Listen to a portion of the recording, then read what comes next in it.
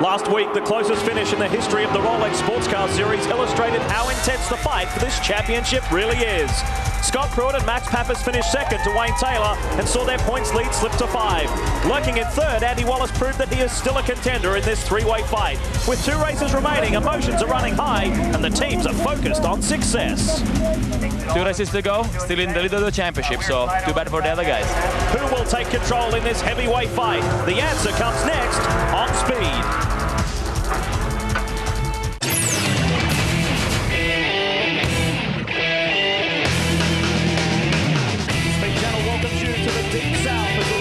Car Series roars into life at the state-of-the-art Barber Motorsports Park in Birmingham, Alabama.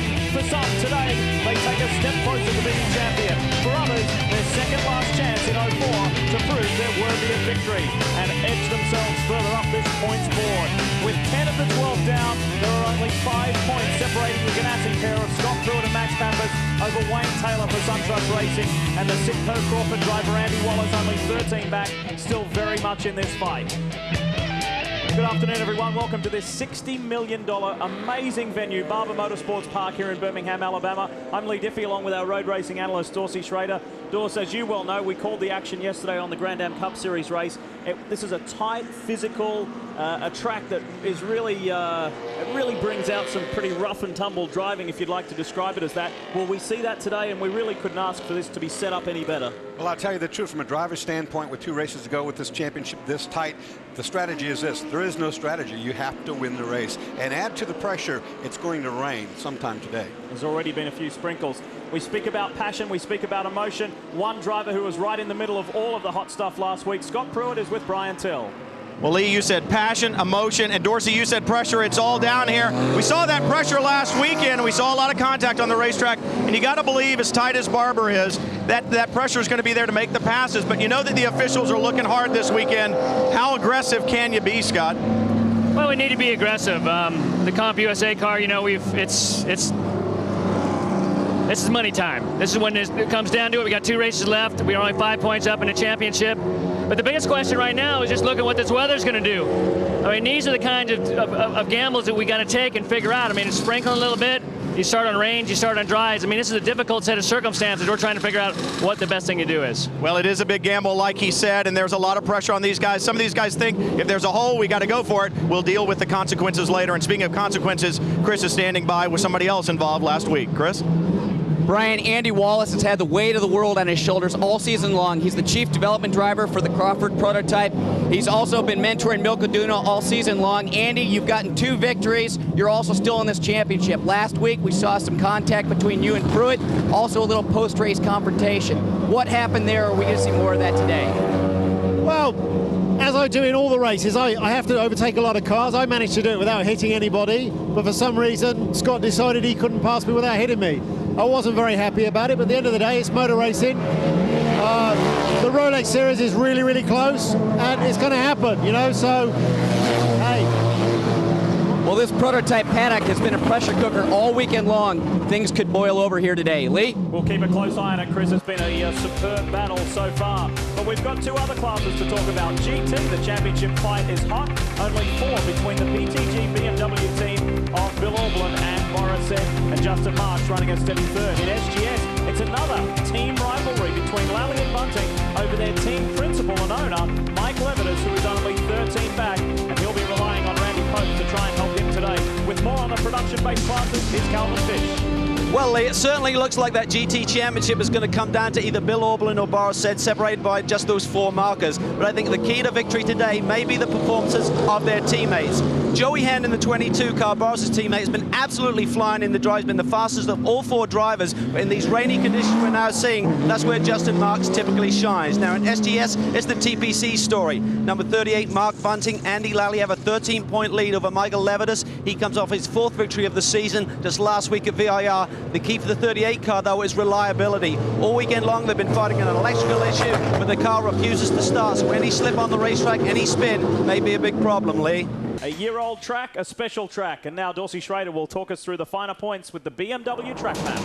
This beautiful race facility is, in one word, very busy. You have a 2.3-mile layout, some 15 turns around here, and on top of that, you've got elevation change of 80 feet. With that, you've got blind corners right down here between 2 and 3, between 7 and 8, another blind one, and over here, 11 and 12. All of those can catch these drivers out today at some point. The entire starting grid will roll through at the top of your screen. Meanwhile, let's get back down to pit road and get an update from Brian Till. Well, Leigh, some surprises in qualifying, one of which would be the 54 car that starts outside the front row. First front row start for those guys all season long. Now, they are the defending series champions, but they have not been on the front row. They've had their struggles this year, but they did have the setup just right for qualifying. The track conditions changed somewhat, and don't forget, Terry Borcheller is a Porsche driving experience instructor at this racetrack, knows it very well. Even Jim Bell was surprised by the lack of performance by some of the other teams, but they were pleased with that front row start, and starting up front is so important on a twisty track like this. Track position is everything. Starting up front might allow those guys to get back on the podium for the first time since the 4th round at Mont Tremblant. But the 54 car, not the only surprise in qualifying, I should say. There is another one out there also. Chris? Ashley Calvin, and that's on the second row. Brian, starting on the inside of the second row is the number 39, Silverstone Racing Pontiac Crawford. What a great performance here yesterday by young Andrew Davis. His 3rd performance with the team. He ran at Mont Tremblant and at Watkins Glen earlier in the season, but he and Chris Hall, the Englishmen, certainly have a strong chance here today. They both, too, also instruct at the Porsche driving experience. They know the track like the back of their hand, and I think rain or shine, both these boys are going to be strong today, Leigh. Thanks, Cal, and a lot of people pleased for young Andrew Davis, especially Max Crawford. He said a great day for us would be the day that a customer of ours, beats us. That shows just how good our product is. And a lot of people very, very proud of that young man. Our onboard cameras, we will join the points leaders. Scott Pruitt, Max Pappas, the Southern Motorsports BMW Fab Car, Vic Rice, Shane Lewis, also Taylor and Angelelli in the championship hunt. 1 GT car with Billy Aublin and Justin Marks. Terry Borcello in there as well, so too David Donahue and Darren Law. And this is a very familiar sight. Mad Max Pappas, the Italian, heading for a championship. On board the 7 with Vic Rice. And it was a pretty scary moment when we joined Shane Lewis last week at that high-speed accident. Wayne Taylor, the pressure is on, but he's handling it well. And Terry Borchella, this was the breakthrough race last year for the 54 Bell team. Their first DP victory. Can they repeat it? And a change in strategy. We see David Donahue starting the Red Bull Porsche Brumos 58. And on board with a former Rolex GT champion, Bill Aublin, will hand over to the ever-improving and fast young Californian Justin Marks. And we also have the 66 as well in GT. Now, we talk about rain, Dorsey. We've already seen sprinkles, and this would be pretty tricky if it rains this afternoon. It will, and right now everybody's on slicks as they get ready for the start. No rain tires on the cars yet. 2 races to go in the Rolex Sports Car Series. Will the championship take a different track today? Green flags at Barber Motorsports Park. Pretty wide, headed down into turn 1. It's a downhill corner. Very slippery on the first lap. Andrew Davis got overtaken by the second Ganassi car, the 02 of Jimmy Morales, slots into 3rd. Then Elliott Forbes Robinson rounds up Wayne Taylor. Taylor being very careful through the opening 3 turns. We saw that last week at VIR as well. Wayne Taylor now willing to mix it up at the start. He'd rather get everything sorted out and keep his car in good shape. Pappas leads from Terry Borchella, from Jimmy Morales looking on the inside. And if Jimmy Morales and Luis Diaz can play a role today, taking championship points off those rivals to their sister car, they will do it. I'll tell you another thing about this. Andrew Davis in the front there is a newcomer to the series, as you said. None of these drivers are accustomed to what he's like to race around. That makes you very nervous when you're doing you're combating for a championship or have a new guy, a new player in town. But like Brian said, Andrew Davis is an instructor here at the Porsche Driving Experience. Andrew knows this track extremely well. He's had very limited time in a Daytona prototype, but there he is, the yellow and white. Spark of Georgia Tech Crawford. He runs 4th. I'll say everybody's very well-mannered here at the beginning. You see a little raindrops on the camera lens right there, right on board the 21. Bill Aublin. Give you a speed shot here as you go up into this blind corner. Driver cannot see over the brow of this hill. Whatever turn you've committed to, that's what you're stuck with when you get over the top of that rise there. And that's Milcaduno up ahead. Plenty of pressure on the Venezuelan as well. Pressure on second. We've got a new car in there. It's the 02 of Jimmy Morales. But Borchella's not having anything to do with it. Back on the inside. Nice pass set up going into turn 1. No question about that. done. More on the O2. Here's Brian. Well, Leigh, I did speak with Jimmy Morales earlier today. That 02 car had been faster than 01 all weekend long until qualifying. In fact, the car looked much better on the racetrack, a better shock package on it. But I talked to Jimmy, he said in qualifying we just messed up on tire pressures. We were a little off, that's why we didn't qualify where we wanted to. But I think we've got a very good car for the race. I think we're seeing that right now, guys. And look at this, pressure on here. Doug Goat comes through on the inside. We ride with Wayne Taylor. They've gone by Andrew Davis. These guys are now starting to mix it up at a higher speed. Right there on the windscreen, that's the rain pelting down. And these stripes that you see, looks like you're looking out of a jail there, are heat.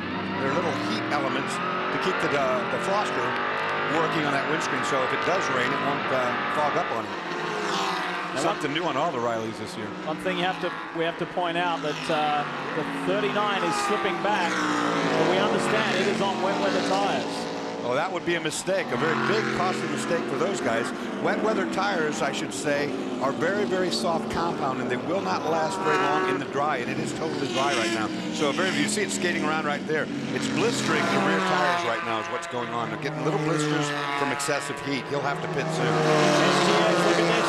These are the two cars fighting it out for the championship. The 36 and the 38 TPC Porsches, and they're going hard at it at the front. As we're accustomed to all the time. A big shuffle amongst those cars. All the Porsches very equal. But look at this up front. Great battle in DP. Doug Goat has really started storming through this field on board with David Donahue. It looked like the RX.com Doran was in the mix as well, and there's Elliot Forbes Robinson on the right. Something's up with Morales. Is he on wets as well, perhaps? I don't know if he is or not. We'll probably find that out, but I can tell you he's dropping back very quickly with the 0-2. Back on board with Donahue. Battling in the top 5. And let's find out more about the spark of Georgia Tech 39 with Calvin. Well, I'm here with the co-driver for Andrew Davis, Chris Hall. Chris, what was your decision on tyres here at the green? Well, unfortunately, we put wets on. We took a gamble, but we didn't have time to put the dries on. There was the pit lane closed, so there's no way we could get Andrew in to change to slick. So he's falling back at the moment, but let's see what happens. You've got a lot of experience here, Chris. How long can he hang on with wet tyres on these track surfaces? Not very long, I'm afraid. These tyres are going to wear out very, very quickly, so we may have to pit under green shortly. Okay, well, a great qualifying run yesterday. Tough race right now for him, Leigh. Well, we've also heard that the 0-2 that's dropping back from Morales' car is also on full wet rain tires. It's blistering those as well. He will also, by making a bad mistake, have to come in. And those boys are about to go to work in the 0-2 camp to perhaps put dry tires back on the 0-2 for Jimmy Morales as he slides down the order. And the 39, Andrew Davis for the spark of Georgia Tech Crawford Daytona prototype. He is, as you heard from Calvin with Chris Hall when we went to the break, it's been a costly error, Cal. It certainly has, Leigh. Andrew Davis just made that pit stop, and Leigh, these are the tyres that came off the car. You can say they're absolutely chewed up. Obviously, the wet weather compound is a lot softer when they're working on dry surface. This is what it does. It just rolls them over. No way the boy can keep it on the racetrack. He had to pit and come in for slicks, Leigh. Now, what that's likely when you're driving a car that's got a rear tire like that's blistering or it's getting too hot for what the conditions are. It's very much like driving a car with a flat tire. It feels like your rear tires are flat or your front tires are flat, and you're skating all over the place. The driver can do nothing. An outstanding performance as we ride with the 10. Look at the orange Daytona prototype up ahead. That is the spirit of Daytona Crawford, Pontiac power plant, and Doug Goat on board as Wayne Taylor comes deep on the brakes, down into turn 5, putting the pressure on and executes the move. The Suntrust car now moves into 3rd place. And this is what we saw Wayne Taylor do last week as well. He just waited for the race to settle down just a little bit. Now he's on the attack. You'll see him make a run toward the front now. He's a very quick and a very knowledgeable driver. Very smart, too, not getting tangled up in anything. But let me finish the point on Doug Goat. That's an outstanding performance. He started 9th, now runs 4th, but obviously was disturbed. He's got a dynamic start, and the Spirit of Daytona team will be buoyed by that. The 0-2, Morales is in, and Brian's there. Leigh, Jimmy Morales brings the car in. They will take an opportunity to throw a splash of fuel in it, but 4 slicks. You know, it's a strategy that the team chose. The 01 started on slicks, the 02 started on rains. They said, if the rain keeps coming, we'll be okay. But unfortunately, it did not. The track dried, and we saw the results, and they've got some kind of a problem out here. Of some sort, the officials held him to add insult to injury. Morales is now back on the track, Leigh. And I should say that these rain tires, they only have full wet, and they don't have intermediate tires. They're just full wet or full dry, and unfortunately this is a completely dry racetrack, so that's all you can do is go slicks. And you saw Jimmy Morales come out there behind our race-leading car of Max Pappas, and he is being hounded by Terry Borchella. There's only half a second in it between the Ganassi and Bell teams. Now here are two cars, interesting cars, the two Dorans, the 6 and the 81. These are the two heavily crashed cars from a week ago at VIR with the same drivers in it, incidentally. Oswaldo Negri in the 6 and Court Wagner in the 81, and both these cars have had extensive work on them over the past week. You cannot believe the amount of work that had to be done to these two cars. And I'm talking about 3 days' time to rebuild or completely remanufacture two race cars from scratch. Two completely total cars just 3 or 4 days ago. There were 3 very tired teams. The Doran, all of the Doran employees that work on the 27, and that obviously work for Kevin Doran, the boys from the Michael Shank Racing team, and of course G&W as well. Pressure on here. Court Wagner's looking for a move on Negri, and Negri's sizing up David Donahue as they come through the SGS and GT traffic. And that's what's got them stacked up, coming through the SGS traffic right there. These guys trying to seize opportunity from one another to get them clear. Great scrap going on up front as well. Terry Borchella is really applying the pressure to Max Pappas. See how tight it is around here at the Barber Motorsports facility. And there's trouble. That's one of the TPC cars. If that is one of the championship hopefuls, this could put a major dent in their championship campaign, but it's not. It's a 37. But a very big wreck. This is going to bring a full course caution out. That's right at start finish just about. Right before start finish. John Littlechild and Doug Goad got together exiting turn 15 and wet grass, and that car accelerated into the tyre barrier.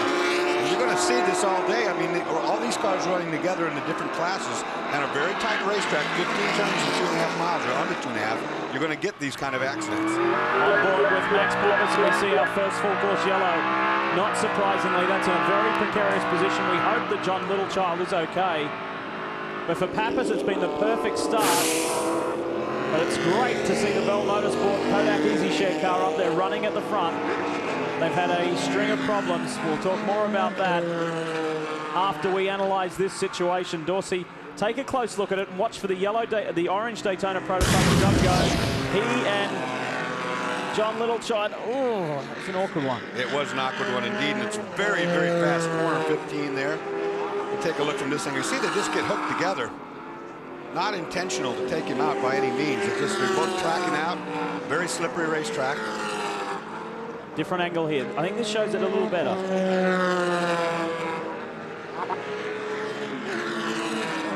don't even know if Littlechild had a clue he was there or not, you know, on the inside of him. On board David Donahue looking forward. And see if he can pick up the Doug Goad machine. We'll come back to that in a moment, but there is John Littlechild. I think Doug Goad was actually trying to avoid that wreck. He actually got on the brakes and tried to move out of the way and not make contact, and that's what caused it. You see John Littlechild inside, moving around in the car.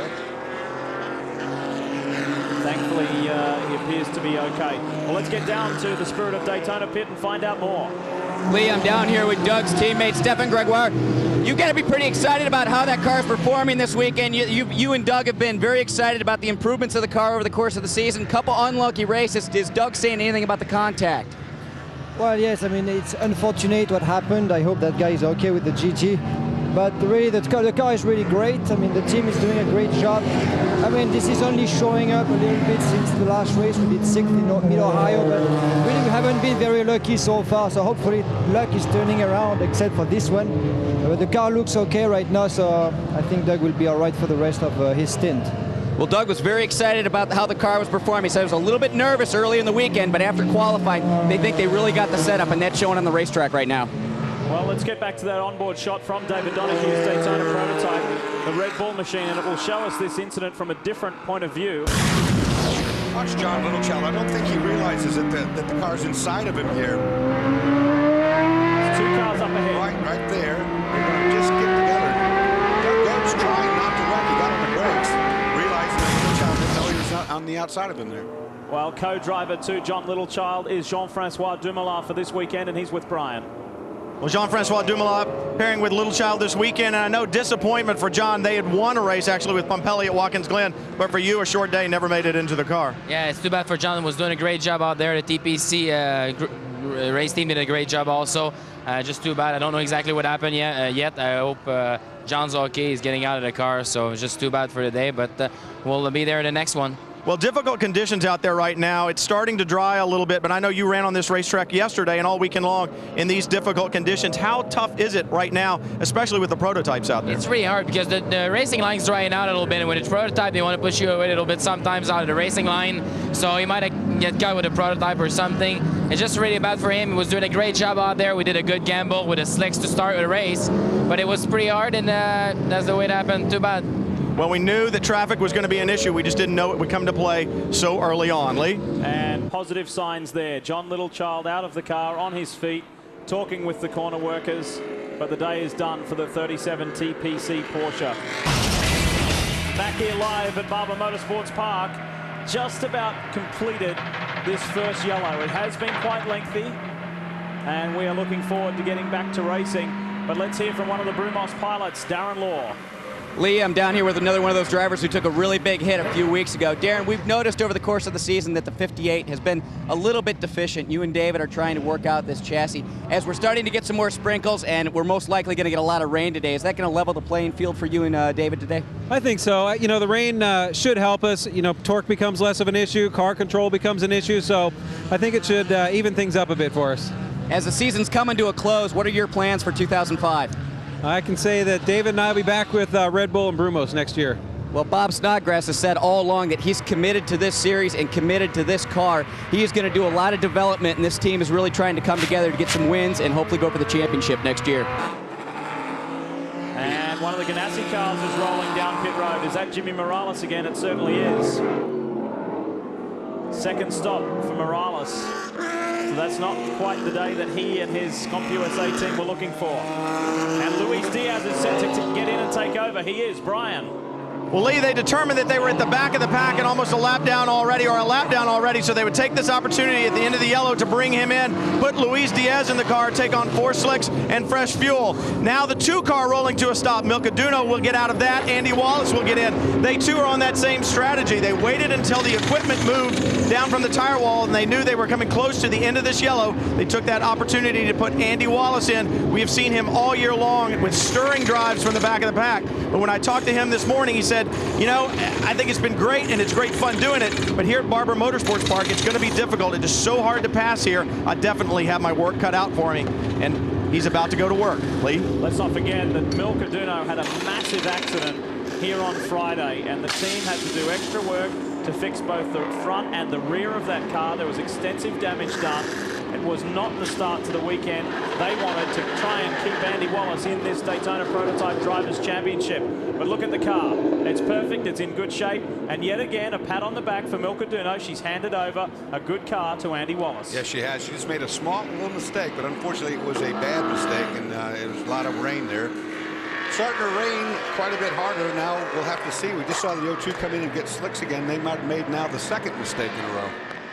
Andy Wallace, the British Bulldog. He is behind the wheel, and he's shown us many times he's been a Bulldog. Yeah, he's showing us a lot of smoke right now. We've watched that car over the weekend raining hard right there. We've seen this car smoking over the weekend. I know it's a concern. I know that Max Crawford and the guys had a look at everything right before the start of this race. So that doesn't look all that encouraging. So a very lengthy caution. I'm pleased to say now it's coming to an end. We are working our way to green on this lap. Brian, do you have more on the Sitco Crawford? Doors, like you said, that car's been smoking all weekend long. I did talk to Max Crawford and Buddy Fay, both the engineer on that car. I said, is it okay? They said it's been doing it all weekend long. It only needs to do it for another 245. I guess that's right. Back to racing, and it's Terry Borgella chasing. Max Pappas down into turn 1. And remember, while this rain comes down, these lead cars are on slick tires. It'll be very interesting to see about these different packages that these cars have been developed. Oh, you're a big slide right there. Who's got the grip? Who's got downforce? We're going to see it in the rain, that's for sure. And guess who knows this track very well? The guy sitting in 2nd place, Terry Borgella. He's an instructor here for the Porsche driving experience. Paul Wagner taking it very carefully as they head down that midfield straight. And Oswaldo Negri dives on the inside of Elliott Forbes Robinson. Forceful driving there. He's now closing the gap on Wayne Taylor. And look at these guys. Is going for it. Look at these guys slipping and sliding. Everybody's on slicks right now. And that's the right choice because there's not enough rain as it stands right now for there to be rain tires out yet. Calvin. There's not enough rain for rain tyres yet, Dorsey, but all of the teams had to take a gamble on their setup. We're looking at the 10 car. They went with a wet setup, slick tyres. So Bill Riley and his boys, the SunTrust team, are banking on more rain, get some wets on, and get Angelelli max the axe behind the wheel and try and get another victory, their 4th of the year here. Let me explain for the people at home what a wet setup would be. I mean, you can go out on slicks on a wet setup like what Calvin's talking about. What they've done is they've softened the car up. They've softened the sway bars, maybe the shock settings, so it induces roll in the corner. Now that roll takes the outside tire, shoves it down through the water and onto the asphalt, giving it more grip. That's what a wet setup would be like, even if you're on a slick.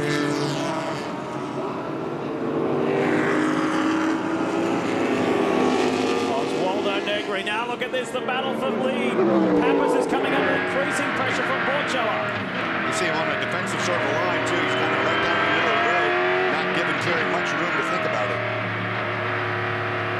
Remember, this was the breakthrough round, and they've been past the third as well. Negri has got Taylor, and the Doran is starting to stretch away already. Oswaldo Negri enjoying these conditions. And remember, just a week ago, it was highly questionable whether that team, that car would even be here at Barber Motorsports Park. And I should say, the reason I say it's not wet enough for rain tires, those rain tires in the treads, which are called tread sipes, they dissipate water, but only if there's standing water on the racetrack. Right now, you see there's no roost detail, there's no standing water on the racetrack. It's just plain slippery right now. Brian? As you talked about the gamble on setup in the 10 car, I checked in with 01. They are not on any type of a compromised setup. If it rains, they will stay with the same spring and shock package that they ran in the dry, only put rain tires on. The guys down at the 2 car, the Crawford car that Andy Wallace is in, they did compromise on the setup somewhat, about 50 pounds softer on the springs up front. That makes the car not ideal in the dry, but when come rain, when they put the rain tires on, it should be good to go. Dorsey? Another thing that they do, the drivers can do in the car, is that as it starts getting slippery, they'll take the brake bias, which is a proportioning between the front brake and the rear brake, and they'll run it more toward the rear brake. Since they can't brake as hard, they can't transfer as much weight to the front, leading less brake up front. Third car in shot there, the yellow Crawford is Andrew Davis. However, he is a lap down after having to come in earlier. Meanwhile, this battle goes on between David Donahue and Doug Goad. That's the battle for 6th. And tucking behind those guys, Paul Wagner and the RX.com Doran. Doug Goad on the inside of Donahue, not quite close enough. Elliott Forbes Robinson just ahead of this pair, maintaining his 5th position, and still nothing in it at the front of this race. Here comes Goad trying to get a setup, but it's not going to happen that route. Crawford versus Fab Car, Pontiac versus Porsche in that particular battle. Goad thinks about it on the inside.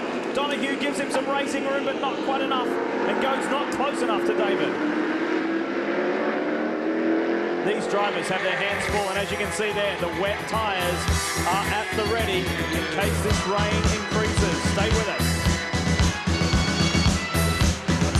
We're on the road to nowhere. Come on inside. The Grand American 250 continues here at Barber Motorsports Park. While there's only 4 seconds separating the top 4 in the Daytona prototypes, let's talk GT for a moment. And the former Rolex GT champion, Bill Auberlen, is on his way to getting his 2nd GT title this year with another solid result today. But look who is hounding him. It is the Maserati of Washington, Maserati Light, GT Light, with João Barbosa behind the wheel of the 33. The Portuguese driver has really come to the fore in the past 12, 18 months and has done a stunning job so far, not only in qualifying, Chris, but he's doing a nice job here now. Leigh, Joao has been so excited about this program. Early on, that car just could not compete with the BMWs. Now he thinks it can, and this car is definitely the specs for what we're going to see in 05 and 06. So right now, the BMW still has a little bit of an edge. He thinks the BMW still has a little bit more power. As for the racetrack, he says the dry line is good. However, when you try and get offline to pass a car, it's very slippery out there. Certainly exciting times for Emil Asentato and Dr. Steve Earle and Glenn Marquis, who runs the team, to see this machine that has been refined week after week, race meeting after race meeting, running a fine, strong 2nd place. There's the margin. 3rd in GT is the 23 Horizon Motorsport Pontiac. Let's talk about the 60, and yes, it's in Brumos colours. A tribute to the Brumos racing team from Gunnar Jeanette and his father Kevin. races with Marino Franchitti this weekend. It's Gunner behind the wheel right now. They sit fourth in, rather make that fifth in class. Behind there's the Pontiac just going through shot there. The yellow and blue Pontiac GTO with Charles Espinlau behind the wheel. Talk about sudden improvement for those guys too. Right, no doubt about it. That Pontiac is again one of the 05 type of cars that we'll be seeing all of next year, 05, 06. This is a car that will be running next year. They're taking this year to develop it. It might not be up to the standard of some of the others, but by next year, that will be a very good car. Charles Espinlau is a driver who has made his name in Speedway Challenge, but he's doing a pretty fine job here, Cal, at the moment. He is, and he had a great run going at VIR, as you remember, Leigh, and unfortunately had a blown head gasket that day. That was the engine problem they had last week.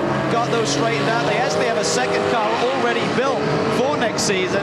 Got much better weight distribution, different gearbox configurations. They're looking for really great things with that Pontiac for the 05 year. Chase is on, though, because look who's hounding him. Is the 22, Boris said, is starting to zero in on the back of the Pontiac. Remember, Boris said earlier, if it rains, look for us. These cars are mighty in the wet. Yeah, they are. They're really good cars. But Boris had the race started on rain tires. It didn't rain. He fell way back, getting the slicks that he needed. And right now, I mean, it's still just drizzling, but it's not enough to do anything with a tire choice yet. Is this frustrating, Dorsey, as a driver, when it's here nor there, it's not completely wet, it's not completely dry? It's the worst of times, really, because it's really slippery. If it should rain really, really hard, then you come get the rain tires, and you can deal with it. It's not a problem. But when it's doing what it's doing right now, you just never know what to expect. Every corner is a different bit. And Boris is really starting to apply the pressure now to Charles Espinlau. Pontiac versus BMW here. They stretch their legs. Boris will switch to the inside. This is the key overtaking point on the track, and he's done it. Boris said moves into the top three in GT. And it's important for him to do that because he's fighting his teammate in the 21, Bill Ormond, for that GT crown. There's only 4 points separating them coming into this race today. And here comes Andy Wallace in the background. He's some 40 seconds back on our race-leading car. But that's nothing for Wallace. We've seen him reduce deficits like that in the past. Andy, when he finally got done with the driver change, remember, got back on the racetrack, was about a half a lap of rears to the rest of the pack of cars. So he is, in fact, he's charging all right, but he's still a long way to go. Rain appears to be getting a little heavier too. Conditions not great, and we're under our second full yellow. What is it for? It might be because of this rain. I don't know if they're doing that. I don't see anybody off anywhere. They might be giving these guys a break to come and change if they're going to do that. Oh, there's a car here. There it is. Wrong again, Dorsey. There's a car stuck in that It's fence. the 80. It's the 84 that's in the wall. Problems. Yeah, he's big problems. There he is right there. He's in the gravel trap and not going to get out of there by himself. Paul Mortimer's driving the car at the moment. I mean, from here it's a little tricky to judge it, Dorsey. It doesn't look major. He slid off and maybe just nudged it in there. Yeah, we'll get a good look at it here. The gravel trap's going to really slow him some, I think. Hasn't hit anything yet. Very fortunate, very fortunate. I think the car's okay. He's just stuck in the gravel. That happened this morning during this morning's warm-up with Bert Frizzell in the Michael Shank Doran. Went off the track and didn't hit anything, just pulled up before the tire barrier. Now see, this is a teaser. This yellow right now, some guys are going to come in and take some slicks or take some rain tires right now, but it's too early. It's still too early. It's not raining hard enough to have standing water, but somebody will make a mistake. You watch. And this is where your race can be made or broken. Absolutely. I mean, you go a lap down one, the yellow you won't. There's the pace car coming out. But unless, I mean, those full weight rain tires, unless there's really water, puddled water, they're useless. They're not good until they're like that. Look at the top of the concrete wall there. It's wet. That shows you just how wet it is. SunTrust car is in. Calvin's there. It is, and Wayne Taylor brings the number 10 car in. They're going with fuel, and they're going inside the rear. I believe they're going to be doing a suspension change. We talked about this team being on full wet setup, and I would imagine they're trying to get to that rear roll bar and make an adjustment there for Wayne Taylor. He's probably trying to stiffen that thing up. He may have too much understeer in the car right now. Fueling has been done. They're not changing tires. But let's get down to the pit lane. I think the 01 is in, Brian. Calvin, Scott Pruitt Max Pappas did bring the 01 in. They're going to take fuel only, no tires. They will stay out on slicks.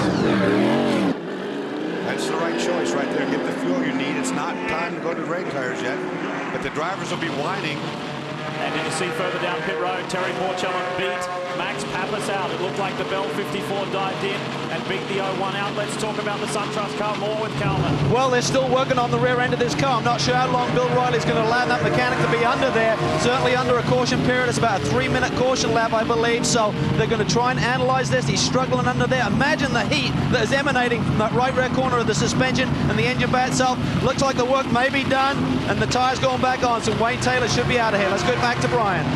Galvin, the 27 car is in. The Doran Lista, Didier Taze is out. Andrea Montermini is in. The Formula One driver will now take this machine out onto the track and do battle under what is, at best, very difficult conditions. It is slick down here and catching a lot of people out, guys. And this is the first racing lap we will see for Andrea Montermini. The 10, the SunTrust Riley, has been released. Montermini was denied some racing laps at VIR a week ago when the engine blew on the Doran Lista. The Lexus powered, but this week everything running well. Now Wayne Taylor rejoins the racing circuit. Due to those pit stops, Elliott Forbes-Robinson has inherited the lead. Pit this lap for fuel. You can see right now Riley's calling the car back. This is 10 car's going to come back in for another pit stop. And that was Bill Riley there, hot on the radio. And we will talk to him with Calvin when we return. We need to squeeze in a quick break. Pressure on the SunTrust team. There's a championship on the line. It's been an amazing 2 years of sports car racing with the Daytona prototypes, and it's only getting bigger and better. Welcome back, everyone, to Barber Motorsports Park, and a wet Barber Motorsports Park. There's some troubles continuing for the 10, we believe. Let's get an update with Calvin Fish. Well, they went into the back end there to do that suspension adjustment. They were trying to stiffen up the rear sway bar. The mechanic struggled with it. He didn't get it locked down. I just spoke to Bill Riley. They're setting up again. They need to get the 10 car back in, lock that down, and they're trying to ask Wayne Taylor right now whether they should put Max in and go to sticker tires. Max is looking at these sticker tires, just shaking his head. He's not sure what the deal is. Well, so we'll wait and see what happens. Cal, we just saw the onboard shot. Taylor is loosening his belt, so Angelelli will get in. See what he did right there was he disconnected this little device right here is his drink tube. He can take that off. Now he's loosening the belts. He's got them off. And he'll be handing over to Max right there, standing when ready. And you have to give credit to Max Angelelli. He has been completely open, completely frank about his dislike for wet weather driving. He has not been looking forward to this race today. If it was wet, well, it is wet. And I can't blame him one bit because although I did very well in the rain, I hated every minute of it. It's not much fun driving one of these prototype cars in the rain. The axe is being strapped in. And the pressure on this guy has been incredible. Well, the team are now taking the deck lid off the car, Leigh. They're going to have to go in from the top side and try and adjust there. He's gone in there where the link is. You can see him connecting it up to this right rear corner. There's a pin. That should be a quick change. Oh, and then they drop the car on the ground. That makes it difficult once again. So they're struggling once again there to get that pin in. That's essentially connecting the roll bar up. So it was disconnected. It's now connected for Angelelli to get back on track, Leigh. Wow, this is incredible, but it's incredibly fortunate that it's happening under yellow. Yeah, you can take the time to do it now. With that bar disconnected on a dry track, it would just be too much roll. The back end will be all around the place and you'll be getting oversteer. And I'm sure that that's what they just addressed right there. Now, how long is it going to take Angelelli to get his feet in line, so to speak, even though it's still we're under slow caution laps, once we go back to racing, how long is it going to take Max to get up to speed? Well, poor Max, I mean, he's got the worst of conditions. As slippery as it can possibly be right now. It's his first laps out of the pits, and he's on slicks, which is the right call, but it's just going to be very slippery. He's going to have to watch himself for a couple laps here. He's clearing his visor. There were some drops there when he was waiting to get into the car, making everything right while he is under these caution laps so he can get set to charge and pounce. The 36 TPC Porsche, and let's get an update on these guys with Brian Till. Well, Leigh, down here in SGS, he got very busy. Leigh Keen in the number 14 Autometrics Porsche brought the leading SGS car in. Tires and fuel, he is back underway. And then the two TPC entries, the 38 of Andy Lally and the 36 of Michael Levitas came in. Randy Popes got in the 36 car and left. But we did see damage to the front end of the 36 car. And I think he may have been involved in that incident with the 84 car down in turn 1 that brought out this yellow. So we'll just have to wait to see what the officials have to say about that, guys. We said this is all about pressure and performing under pressure. Well, guess what? The 10 have just copped another negative impact and a slap on the wrist This guy has gone too fast on pit lane, Calvin. Angelelli must perform a drive-through penalty when we go back to green. That's right, Leigh, and we understand, Wayne, that Max has got a penalty with speeding in pit lane. Talk about the decision there. That's a brave move to try and get that sway bar adjusted during this type of racing. Do you sort of like second-guess that now, Wayne? No, we've normally been able to do that certainly under the caution, but I guess there was a little hang-up there, but at least we got out in the same lap. It's really unfortunate that Max got caught speeding in the pit lane because we have to pit under the green. That's still a long way to go. How tough are the conditions, bearing in mind you got the pressure of the championship and everything on the line here today? How hard can you push in that opening stint, Wayne? Well, I was being very cautious. I thought to myself, if we could hang in there with the leaders, we got up to third quite okay once we got past the traffic. And if we can at least be hanging in there by the time we can hand over to Max, the race goes down the last 10 minutes, so I don't want to put any risk there. All right, Wayne, good luck the rest of the way. Thanks. Sports car racing is all about staying on the lead lap, and the number 10 SunTrust Pontiac is certainly on the lead lap. No worries about that, but he has to do that drive-through penalty when we come back and go green. Welcome back to Barber, and you join us at the most appropriate time. Yes, thankfully, we are back to racing. Green flag flies, and Elliott Forbes-Robinson leads the way from Dungarvan. And then it's David Donahue, hot in pursuit ahead of Hurley Hayward. That's the top four. It's a Pontiac Crawford leading another Pontiac Crawford and two Brumos Fab cars. Donahue really putting the pressure on Dungarvan now. Going on the outside of EFR is going to take that position away. This is for the lead, you're watching it. This is how it looks for David Donahue. Can he get a run on Doug Goad? Not quite as they head down into the museum curves. Oh, that's really close right there, riding on board. Almost a nudge, not quite. To see the two Brumos Porsches running in the top four like this is winding back the clock to last year, and I'm sure it's relief and a motivational boost to the team here this weekend. Especially after some frustrating results from 2004. Look at Donahue working over Doug Goad. Back on board with David Donahue.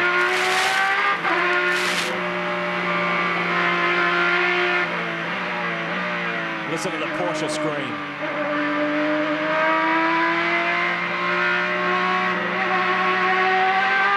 Great throttle modulation through there, right out of turn 15, over the front straight.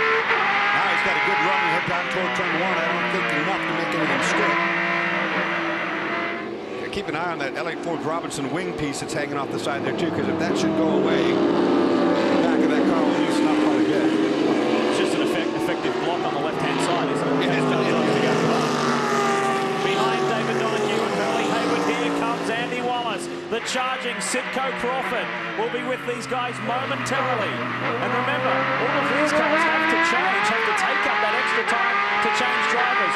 Wallace has already executed his driver change, and the SunTrust car with Max Angelelli is performing his drive-through, his mandatory drive-through penalty. That for speeding on pit lane on his pit stop, and that's a costly error when you consider that it's green flag racing. He's losing a lot of time along pit lane here, Barber.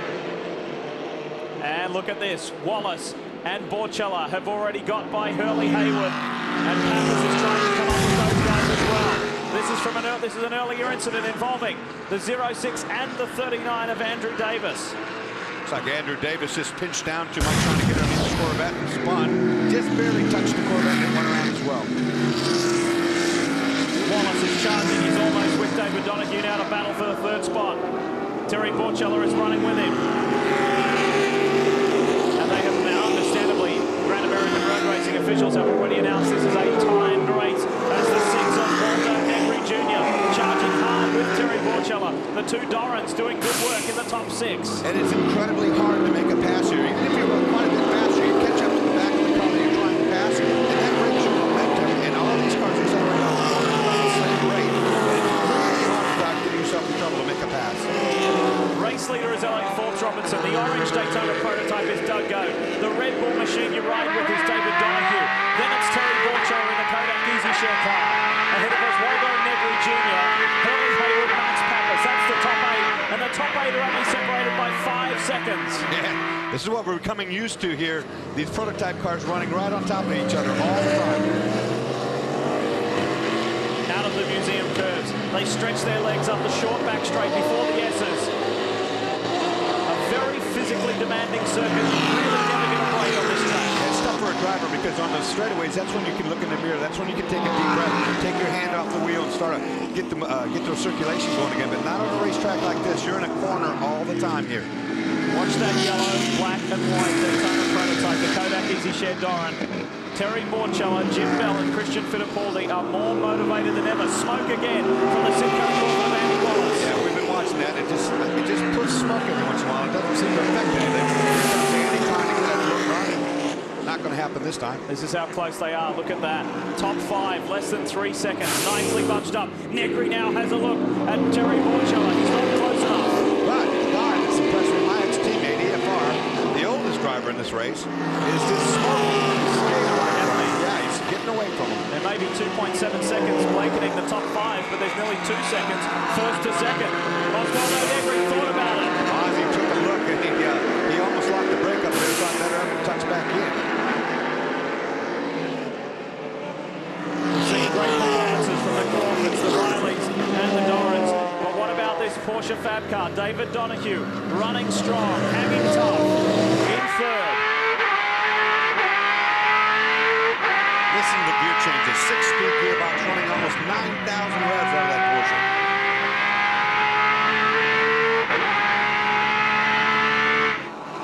And he's, while trying to mount a challenge on Doug Goad, fending off the hard-charging Andy Wallace. Well, Goad running a Pontiac motor with a 5-speed transmission. That's all they're allowed to run is the 5 in that configuration.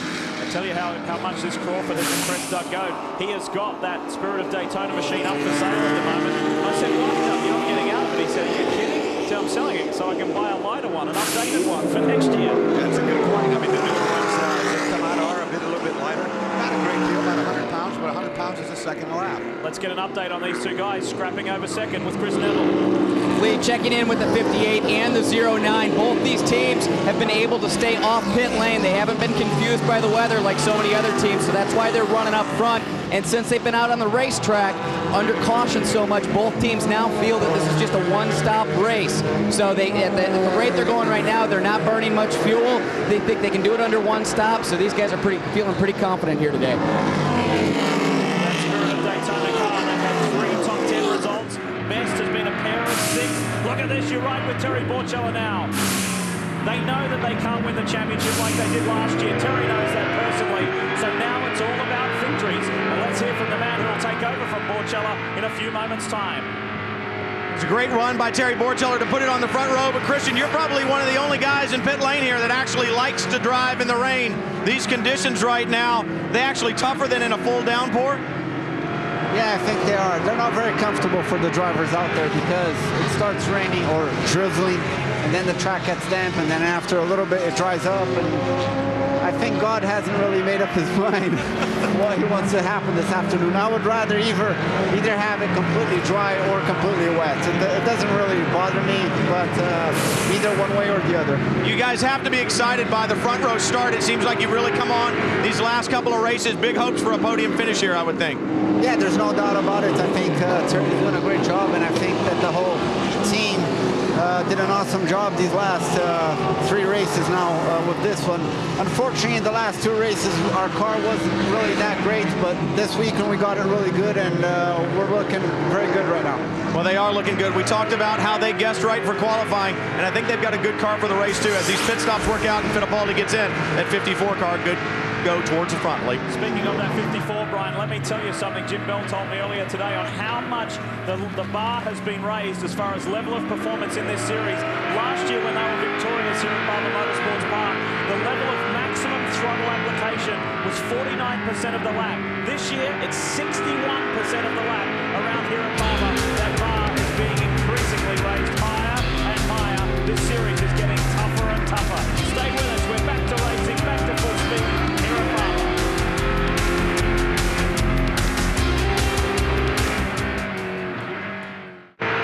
You're watching the Rolex Sports Car Series live and exclusive here on Speed Channel. Leigh Diffey with Dorsey, Schroeder, Chris Neville, Brian Till and Calvin Fish. Second last race of the year. There's only 6.6 seconds separating the top 7 Daytona prototypes. This is close, it is fast, it is tough. But not only in the top class, look at this in GT. It's the Maserati of Washington, GT Light with Ra Barbosa leading Boris Said. And Maserati over the BMW, the second team BMW, is in third place with the wheel. And these guys are running 10th, 11th, and 12th overall. Fine effort, Calvin. Yeah, it's a superb race out there in the GT class, of course, and Joao Barbosa, he is a superstar in the making, Leigh. Some great performances this year. But one advantage that that little Maserati has, one of the concessions running in the 2005 specification, has a slightly larger fuel cell, 24 gallons, as opposed to 21 in all of the other GT cars. So he's got a bit better mileage available to him this afternoon. But just to give you an update on the two PTG cars, Boris said and Bill Auberlen will need one more stop, and during that stop they need to hand over to their teammates, of course, Joey Hand and Justin Mark. So I think the key is going to be how they perform, how their teammates perform, and as I said in the open, Joey Hand has been flying in dry conditions, so if we don't see any rain, look for him to perform this afternoon. Calvin mentioned the word flying. I tell you who's flying is Max the Axe Angelelli. He just did a lap 1.7 seconds faster than our race leader. We ride with the Axe. Let's enjoy this.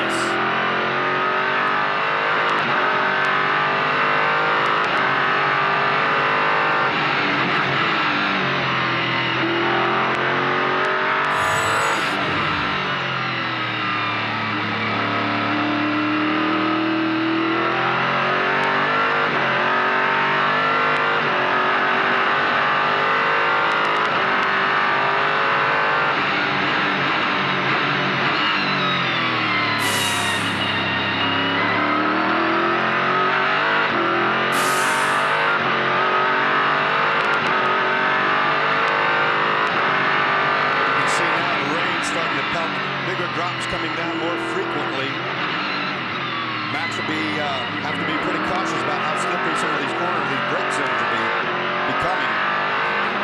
Although he is absolutely flying. Lap time's almost 2 seconds quicker than anybody on the racetrack right now.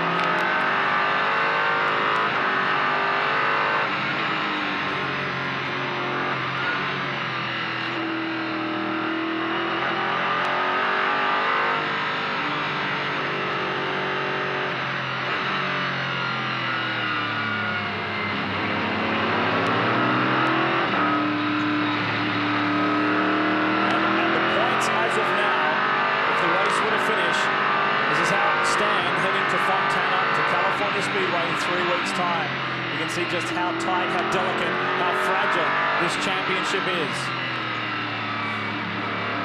With more on this unique windshield you're looking at from inside the Pontiac Riley, the Sunshots machine, Calvin will elaborate. Well, we certainly see some great perspective there with the in-car cameras, what the drivers are looking at. We remember back to Daytona when we had all that rain, Leigh. Really a struggle for these Daytona prototypes to keep that windshield clear. I spoke to the Ganassi team before the off today, speaking to Mike Hull, the team manager, and said, how are you guys looking if we do get heavy rain? He said, well, we've done a lot of work. We take the cars whenever it rains at the workshop in Indy, we take them up to a big open parking lot, we run the cars around, the mechanics driving it, we just keep trying stuff. We feel we've really come up with a good solution in keeping these windshields clear now. A little further up the field, Andy Wallace has executed the pass on David Donahue, and so too is Terry Borchella. Here's our race leader, Elliott Robinson. We heard from his co-driver Butch Leitzinger earlier, and Elliott's enjoying a 1.5 second lead. Not even that now. Here's Doug Goad in the orange machine, the spirit of Daytona, DP. They think they have trouble right now. They're going to have trouble when Max gets there, because Mad Max is running 2 seconds quicker than all these guys. Let's find out more about these guys. Leigh, a few laps ago, we started to see EFR in the 4 and Doug Goad in the 09 start to pull away from the cars behind them because Andy Wallace and Max Pappas were putting so much pressure on David Donahue. And Troy Fliss was telling Doug, just stay behind EFR. Don't put any pressure on him. You guys are pulling away. But now that Wallace has gotten around Donahue, it looks like Wallace is starting to close in on Doug. So they're going to have to start turning up the wick and probably put a little bit of pressure on EFR. And yet again, we are seeing just a top shelf performance from Andy Wallace. After he takes over from his regular co-driver Milka Duno, there is no stopping this guy. His team owner and his future father-in-law, Max Crawford, said this morning he thinks the reason that Andy is performing, obviously he's a world-class sports car driver, he's won Sebring, he's won Le Mans, he's won the Rolex 24 at Daytona, but he thinks the big difference this year is that Andy has been able to shape this team around him. This team is for him. And he can make adjustments on the car, how he likes it, what he wants to do, rather than just being one of the drivers. Well, you know, Andy will go up to Max and say, well, what do you think about this? And Max will say, look, it's your team. Just go ahead, do whatever you want to do. He's never had that completely run things. And how exciting for Troy Fliss and the Spirit of Daytona team to run second. They're ahead of Andy Wallace. Here is Porsche. Started on the front row, now runs fourth and is still staying well in touch and is just hanging on the back of Andy Wallace and running with it. Big big difference between these two besides the chassis is that the 54 has to execute a driver change. Christian Fittipaldi must climb in that car. And that will take some precious seconds away when they make that stop. It won't be very long now before Max gets to the tail end of this track. He's catching these guys at 2 seconds a lap. So it won't be long. You see that black number 10 Suntrust car mixing it up in here too. Very easy to forget about the man who has been heavily financially involved in that team and as a driver as well, and the man who took the checkered flag at the Rolex 24 this year, Barber. Forrest, although not driving, is still a very major part of that team. We'll be enjoying seeing the 54 run in the top four. The 58 Red Bull Porsche from Rumos. David Donahue running in the top 5, and he's only 2.5 seconds back. This is a good tight race up front, but look who is zeroing in on the back. Pruitt has gone past Negri and is starting to pull away. Mad Max is zeroing in.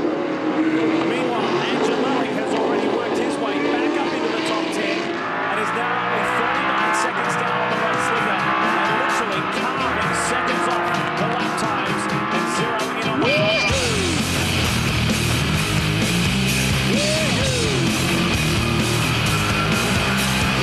2. Just as we went to commercial break, the Lexus Arant for Michael Shank Racing went off the track and collided with the barrier.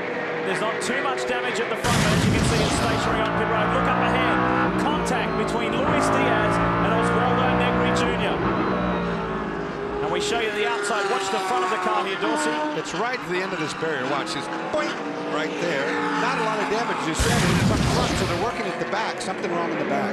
Someone who's closer is Brian Till. What's going on down there, Brian? Yeah, Leigh, I'm right here, and the damage to the back is the upper wishbone. Actually, the suspension piece up top is bent, and that is going to have to be replaced. Obviously, a long stop for these guys, and bitter disappointment. They had worked so hard all week long to basically completely rebuild this car after the huge crash at VIR last weekend. A lot of these guys didn't sleep for several days and got here almost asleep in pit lane, and now this. Heartbreaking for these guys, but if anybody has the heart to fix it and get it back out there, it'll be the team of Michael Shank Racing, guys. Michael Shank Racing does not lie down. They do not give up. And look at this. Max Pappas has got David Donahue. That was for 5th. David Donahue with a little slide there. You saw him have to check up, get some opposite lock in the car. That opened up the inside. It's all it took. Right, so of our front runners, race leader Elliot Forbes Robertson needs to hand over to Butch Leitzinger.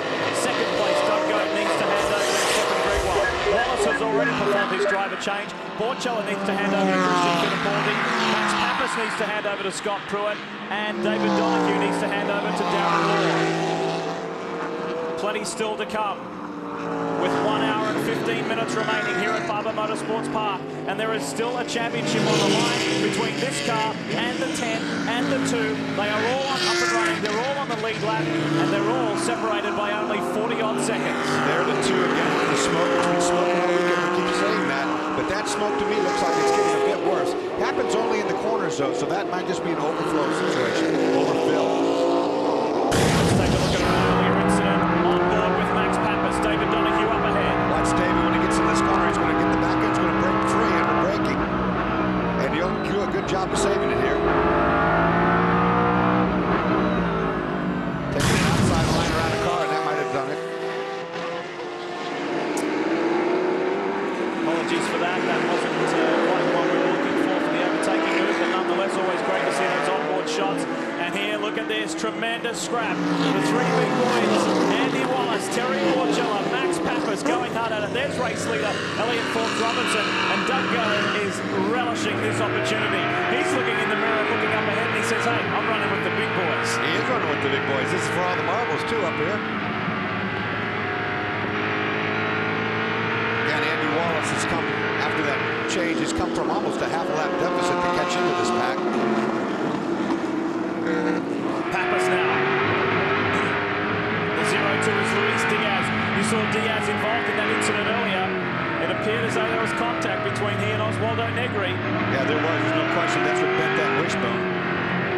And let's find out more from the Brazilian himself. Oz is with Brian. 2 weekends in a row, the bad luck has bitten you, Oswaldo Negri. What happened out there today? Obviously very upset. Yeah, absolutely. I'm really upset. Luis Diaz had no business in doing what he did. I mean, we were battling. We didn't touch anybody. Overtook guys. Guys overtook me without touching. And Luis Diaz just hammered me in the back. I mean, this is so ridiculous. If he cannot overtake anybody without punching, you know, the opening of the track, I don't know what the deal is. I'm really, really upset. You know, my guys worked a lot to put this car and be competitive the way we were on the race. You know, running, I think we had the top 3 fastest car there, and just ends like that. I mean, it's just unbelievable. It's just ridiculous. It's ridiculous. Well, we said at the beginning of the show, guys, that it's going to be tough out here, a lot of traffic, and I think we've got an incident out on track. Traffic once again. Yeah, there was contact between Doug Goat and Vic Rice, and Luis Diaz got held up there. And that opened up a can of worms. You see the 7 and the 09 stuck on track. But further up back in the front of the field, that opened up an opportunity for Pappas to try and pass Terry Borchella. So everything is happening here in Barber. And look at that. Borchella's been able to hold Pappas at bay. We said right at the top of the show, passion, emotion, frustration. And you saw it all right there with the incident between Diaz and Oswaldo Negri. And again, right there, Doug Goat gets into the Vic Rice, spins Vic Rice, and there is, let's see it from this angle. See exactly what happens here. Watch now, Doug Goat goes down the inside of the orange car. He gets a little roughed up right there, touches the 7, around goes the 7. Now they're going to back up, and look, here, traps the, Diaz. Diaz is stuck. On board with Vic Rice.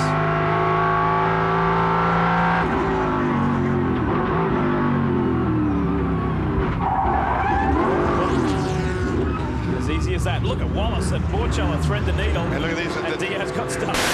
He backs up and shuts the door. When Doug Goat backed up, there was no way for him to go. Watch here. Just backs in, closes the door. Those situations are so tricky because for Terry Borchella and Andy Wallace to sneak through that narrowing gap, all he needs to do is that car rolling backwards to catch the rear wing or some body part.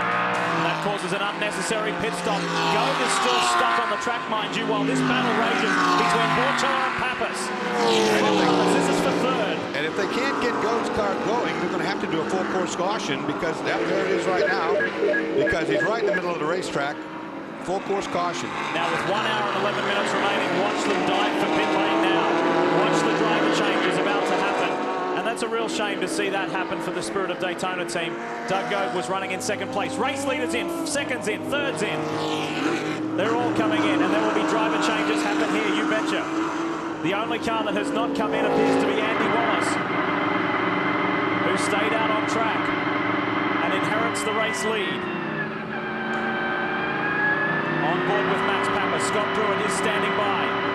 The CompUSA Ganassi team. Oh, they're both in pit lane. These two get together right in front. And Mark Raffoff, race director, told them in the drivers' meeting this morning, do not try and attempt that on pit road. Brian.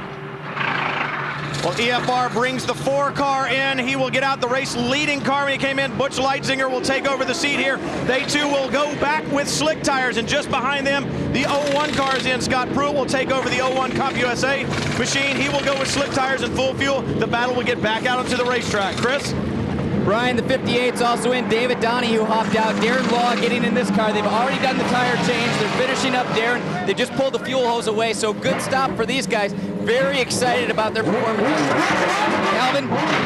Max Angelelli is in with the number 10 SunTrust car. They're going to tires and fuel only. No adjustments, we believe, this time. Wayne Taylor says, I think we have the car that can still get victory here today. They needed a caution. The question, though, is going to be whether these guys can stretch fuel to the checkered flag with just over an hour and 10 minutes left, Leigh. Calvin, it seems as though it's getting heavier, the rain. Is that the case? No, it's about the same, Leigh. I think that in these conditions, these boys would definitely... And Max Angelelli stalls it briefly. Can he get it fired back up? Yes, he does, as the number 39 car comes in. No, I think the conditions, Leigh, are staying pretty consistent. It's really not getting wet enough yet. It is a very trying day, nonetheless. And this man, although he's very obvious and public dislike for the wet weather driving, has been performing beautifully and keeping his teammate Taylor in the championship hunt.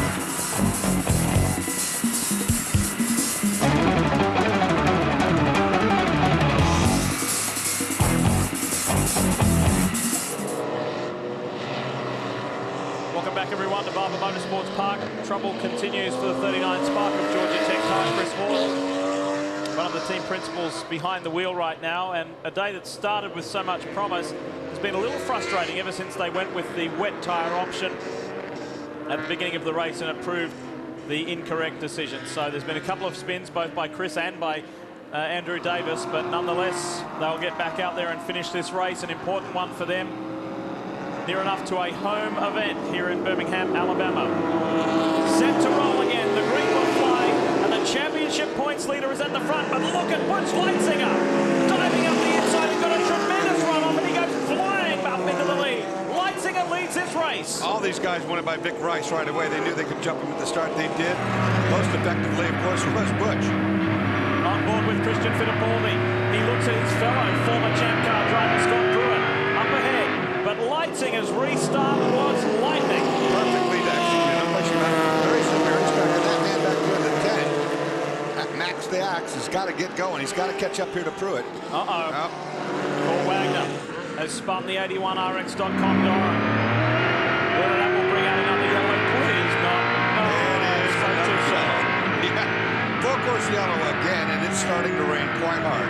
Will this race ever get going again? I want to give a pat on the back to Andrea Montermini. This is his first race in a Daytona prototype, and he has done very well to be running in 5th place right now in the 27 Doran Lister. Well, what an amazing restart by Butch Leitzinger. It really launched off turn 15, and he got the run on Scott Pruitt. Marshall's there on the spot, helping out Court Wagner. Let's find out more from the G&W Motorsports pit with Chris. Leigh, Court just lost it on that restart, spun the car around, and we tried to get it going again. He nosed it up against the wall, and he was having a very difficult time grabbing reverse. That's why he was stuck there. He did not stall. So now the workers have finally pushed him, and he's back out going. Unlike a street car, these cars don't have very much turning radius. If you tried to turn full lock and make a circle, it would be more than the circumference of the racetrack itself. So that's what's happened. He tried to pull forward, got himself up against the wall, nowhere to go. More than the width of the racetrack. Right. Circumference, that'd be a pretty big turning circle. Well, it's pretty big, yeah. Let's hear more on the 4. Here's Brian. Well, Butch Leitzinger doing a great job, but the man that handed him that car up front, Elliot Forbes Robinson, a tremendous job under what I don't even think difficult conditions describes it.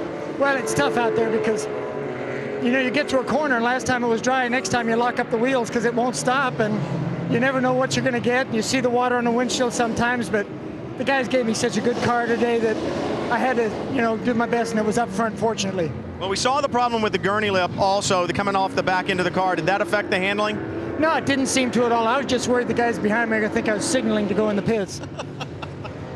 He said he actually saw it from his mirrors earlier, guys, but they were able to repair that on the stop, and Butch should have a good car to the finish.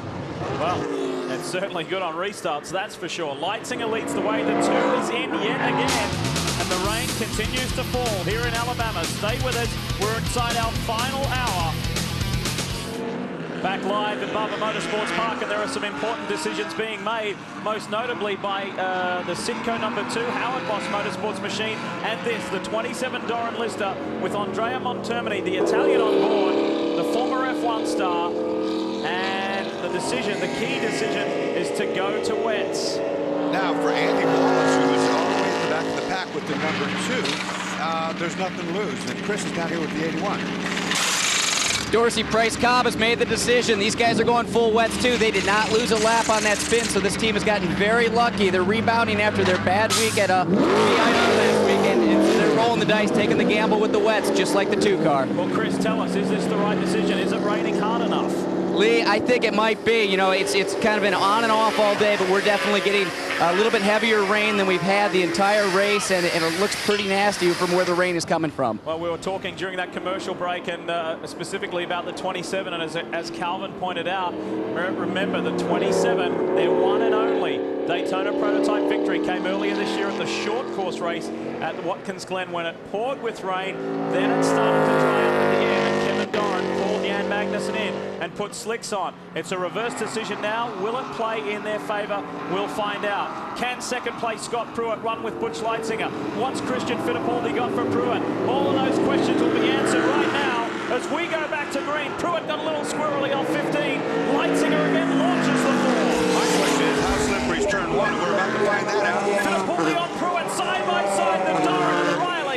Pruitt holds strong. Almost made contact there, and it wouldn't take anything to turn you around. Look at the slide right there. Pruitt with a little bit of wiggle out the back. It's very slippery. This is the worst of conditions right now. Christian Fittipaldi told Brian earlier that these are tricky conditions, but he doesn't mind the wet. And he's running in the Kodak Easy Share car a good solid third and pressuring the points leader. Meanwhile, Angelelli has made quick work of getting by Darren Law, and the SunTrust car continues to power on. And it's Angelelli who's got to be the aggressive one now. He has got to get by Pruitt without question if he wants to stay alive in this championship. Lead GT car, there it is there. Bill Auckland, Justin Marks, they've executed their change. Justin is behind the wheel. So too is Joey Hand, second in GT. Third is the Gunnar Jeanette Porsche with Marino Franchitti driving that car and doing a good job. There's the Scotsman.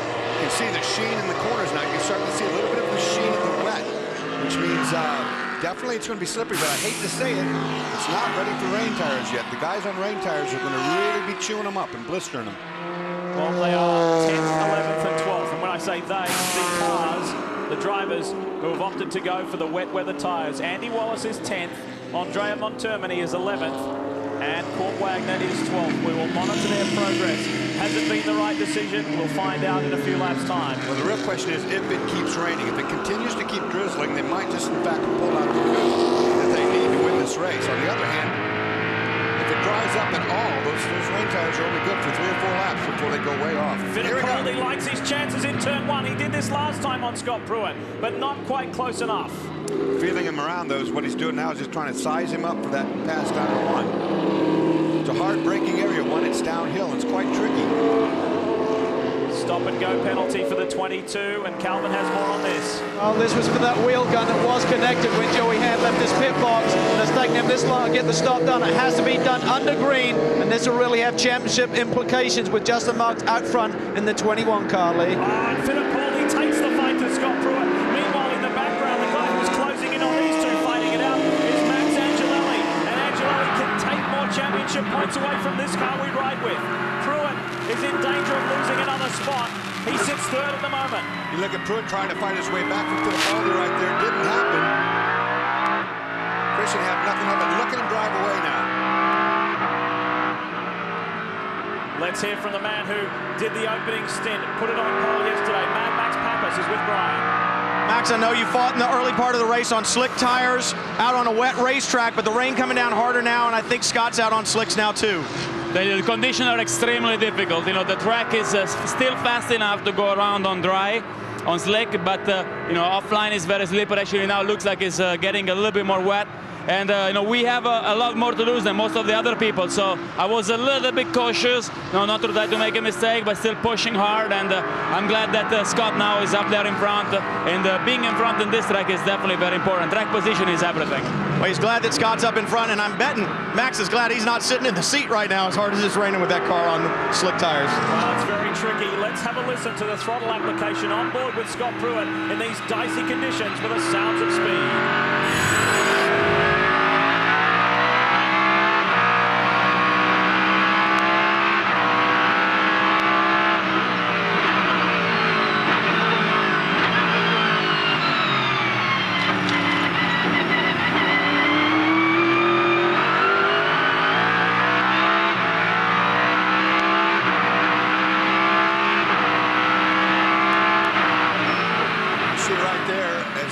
Starting to slip around even on this high-speed section where downforce is making the thing really grip. It's very slippery right now.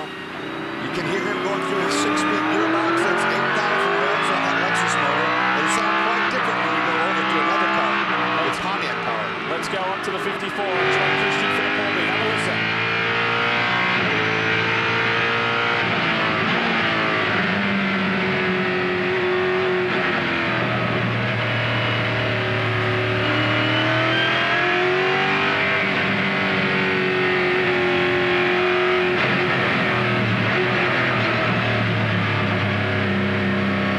Key there as you listen to Christian Fittipaldi is how smooth he is. When we had the Champ Car coverage here on Speed the last few years, we really always waited for Christian Fittipaldi to get these wet conditions and really show the talent he has. Being smooth in these conditions really pays dividends, and he's certainly shown out front. They're looking for a Kodak moment. They haven't had one since Daytona, Leigh. Well, I'll tell you who's in the moment right now is the SunTrust pilot, Max Angelelli.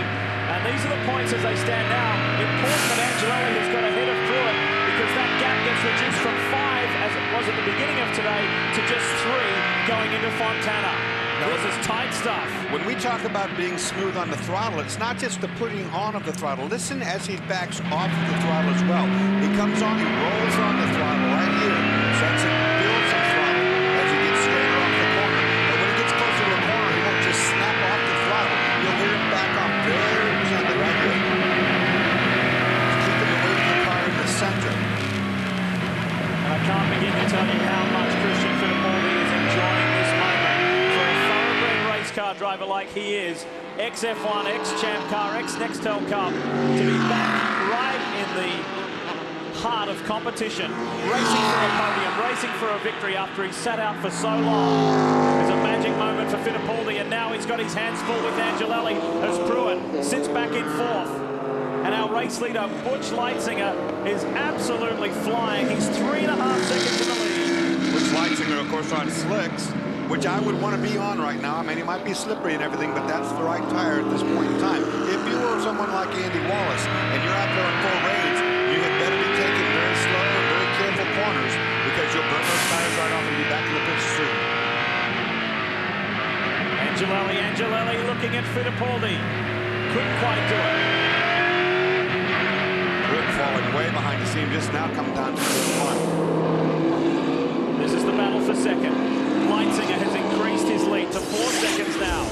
It's looking good for the Howard Boss, the Boss Snowplow number 4, but for the points leaders, they're losing more points to SunTrust, and their lead is being reduced. Oh boy, it will be a nail biter in Fontana in 3 weeks' time if it stays like this.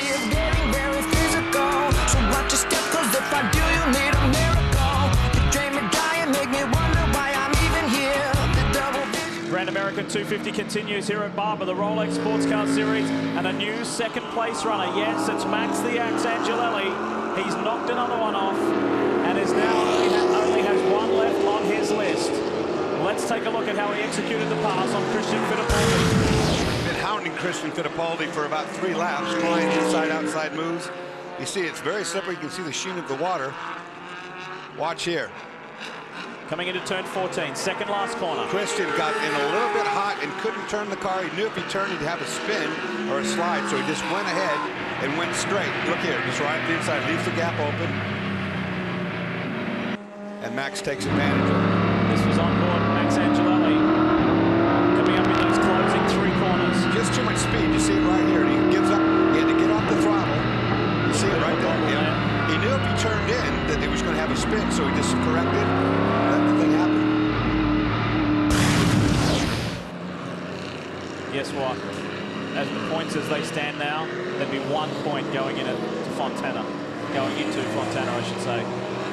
Wow. Don't say that. Great way to finish this 12-round championship. Just over half an hour left to run, and let's hear from the man who opened the stint with the 54, the reigning champion, Terry Borchella.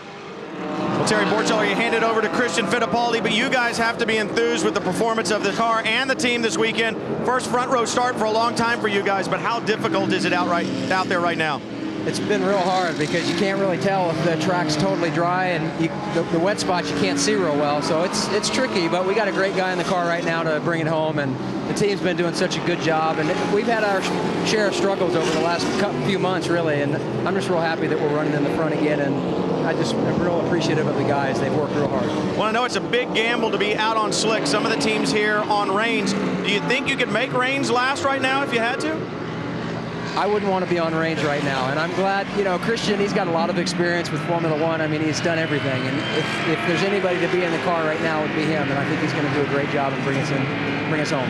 Well, he's doing a great job right now, guys. The 54 car in 3rd place, and they're looking for a podium finish. Leigh? It's the American leading the Italian, leading the Brazilian, and I tell you what, Angelelli is reducing the gap to Butch Leitzinger.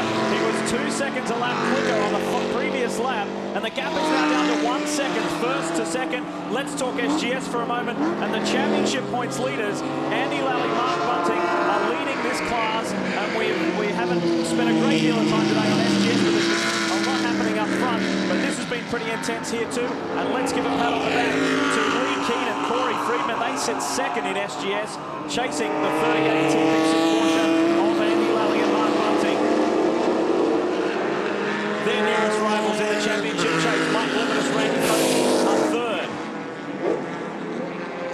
what has been a very trying day for all competitors here at Barber Motorsports Park, and as you can faintly see on your screens at home, the rain is still falling. Yeah, and this is the slipperiest conditions. It's just not enough rain to warrant a rain tire, yet if you're on a slick, it's going to be really slippery. Here is the Autometrics Porsche. Leigh Keane and Corey Friedman driving right now, and to come out and grab their first podium at VIR and to back it up, sitting second again this week. Huge credit to them. Tremendous performance.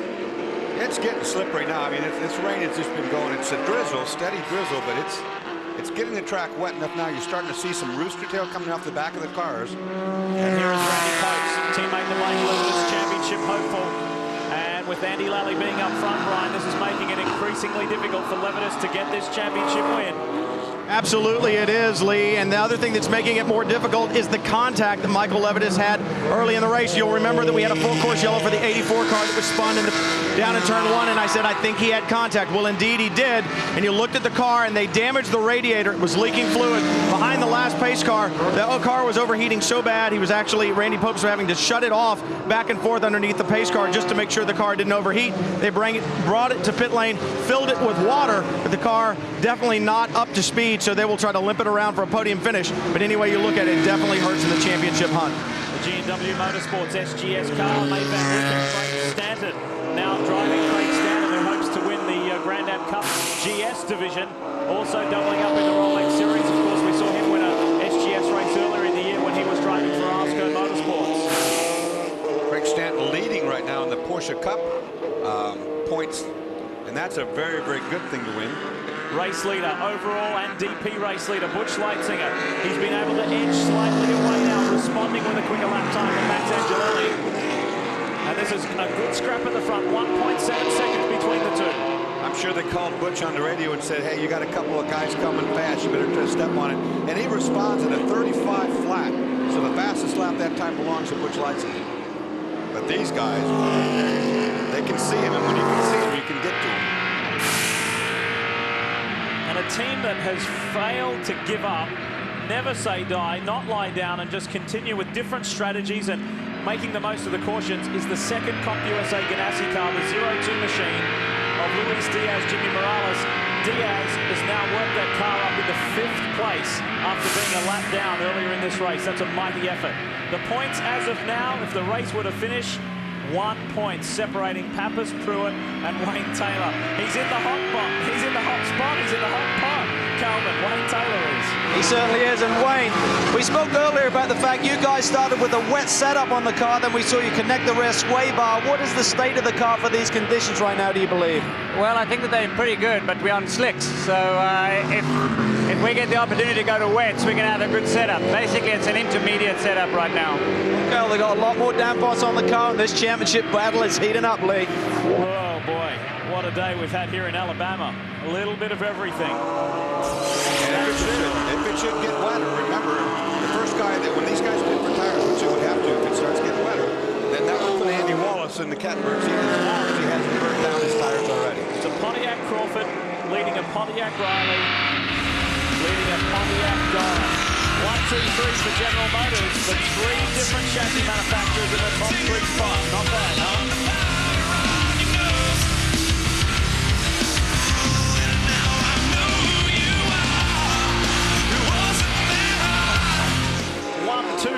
How close do you like it? Butch Leitzinger, Max Angelelli, Christian Fittipaldi going hard at it here at Barber Motorsports Park. And Leitzinger on the verge. He's less than 30 minutes away from his first Daytona prototype victory in Rolex Sports Car Series racing. Of course, Angelelli's had one, but Christian Fittipaldi hasn't. We have had 5 different race winners in DP this year, and we could very well make it a 6th. 5, incidentally, is already a new Rolex Sports Car Series record. Yeah, but Butch is on slicks, and it is starting to rain quite heavily. You see on the windscreen here, it's really coming down the hardest it's been all day now. Sooner or later, these guys are going to have to make a decision. And this could play into the hands of Andrea Montermini, who has just worked his way up into 7th and continues to surge. He's ahead of Andy Wallace. Remember the 3 key cars that were on wet. Montermini in the 27 Doran Lister, Wallace in the 2, and Court Wagner in the 81. We will monitor their in progress now that this rainfall is getting heavier. But I question how long they've been out on these drier conditions on those rain tires and how much damage has been done to them as a result of that. There's Montgomery. What's his last lap look like? A 1:36. That's on par with the race leaders. Which Light's here the quickest of all of those at a 35.7. So you're right, they're doing the same lap times right now. If it starts raining harder, these cars that are on the wets, they start reducing those times. Strong run here. We'll monitor the progress. Could a strategic call in relation to tyres for Kevin Doran pay off big time again for a team? His crew are incredibly tired after having to help the Shank and the Doran car, the Shank and the G&W team this week. Let's talk GT for a moment. Justin Marks leads the way. He's 8th overall, doing a nice job. And GT points, the lead would in fact grow for Bill Auberlen over Boris said. It was 4 coming into today's race. And with this result at the moment, because Boris said with Joey Hand, his co-driver behind the wheel, they're sitting second.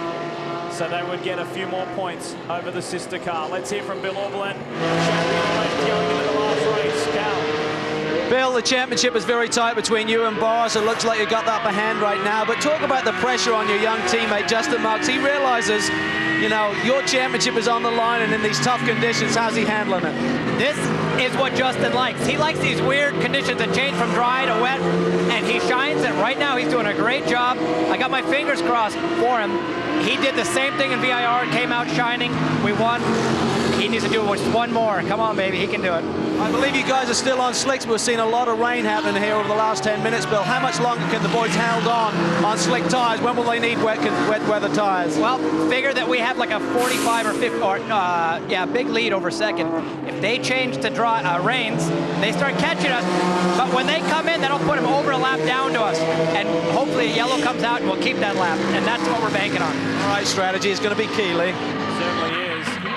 The 33 Maserati is back out on track, as you can well see right there, as Justin Marks ducks up the inside of the Milas and Tato. So nice to see the Maserati back out on track, albeit late in this race. That lap to the pony with the quickest lap of all of the lead cars in the 36th lap. They are slowing down now somewhat, not a lot, but the slipperiness of the track is starting to be apparent. Lead car on wet tyres is Andrea Montoni for Doran Lister Racing. The Lexus powered Doran, and he sits 6th overall, 33 seconds back, and we will watch if that margin is reduced. You're right with Christian Fittipaldi. You see a little wiggle at Max on the exit of that corner, just a little bit of a wiggle, telltale signs. Grip is diminishing. This is an incredibly undulating circuit. There are several blind corners, steep runoffs, challenging corners. And under these circumstances, this is possibly the worst.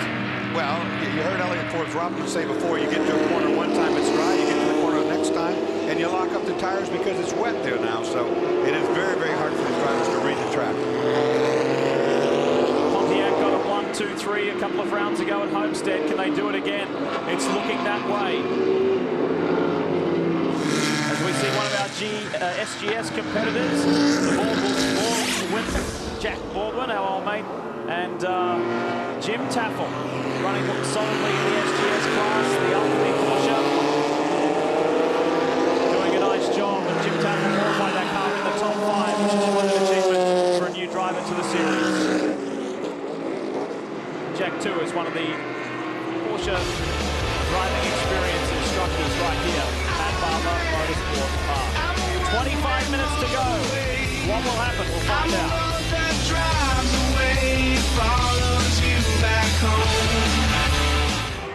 Back on board with the 66.